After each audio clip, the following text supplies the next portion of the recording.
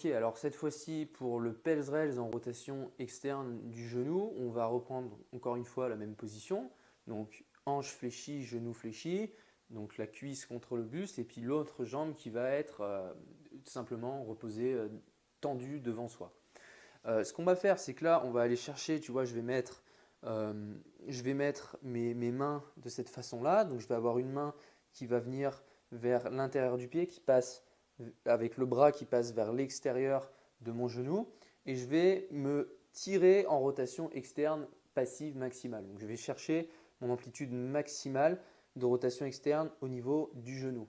Évidemment, on cherche à garder, tu vois, je fais ma dorsiflexion, donc je cherche à ramener mon pied le plus possible vers mon tibia pour empêcher à ma cheville, empêcher le mouvement de la cheville tout simplement.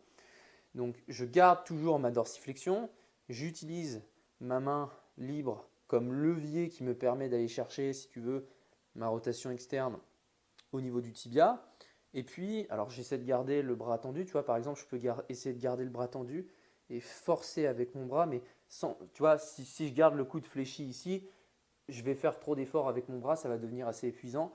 Donc je peux essayer de faire levier et d'appuyer un peu comme ça contre ma cuisse, de façon à ce que ce ne soit pas trop fatigant.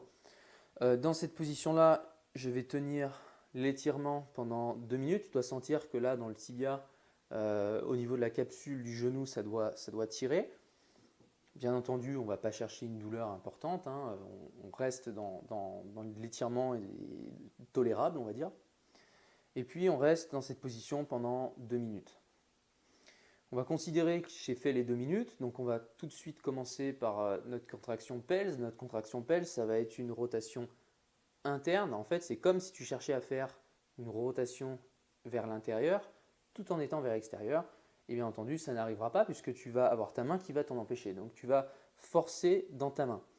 Et puis la contraction rails, ce sera le contraire, c'est-à-dire chercher à augmenter encore plus la rotation externe dans laquelle tu es, tout en te tirant avec ta main pour aller chercher encore plus loin l'amplitude de rotation externe.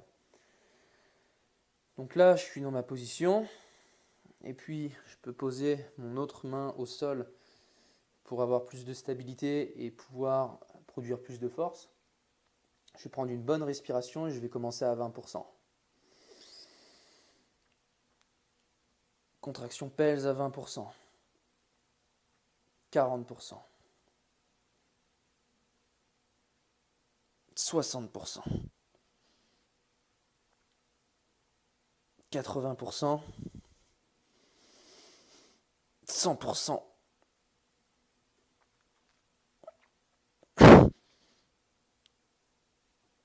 Tu peux même utiliser une deuxième main si besoin. Rails.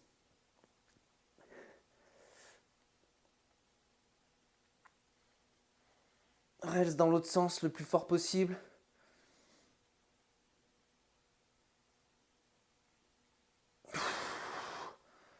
Et je relâche. Je peux sortir de la position rapidement, mais tout de suite j'essaie de me remettre dans l'étirement et puis pendant 30 secondes d'étirement passif, de nouveau je vais chercher à aller un petit peu plus loin dans l'amplitude et de nouveau dans cette nouvelle amplitude refaire un deuxième cycle.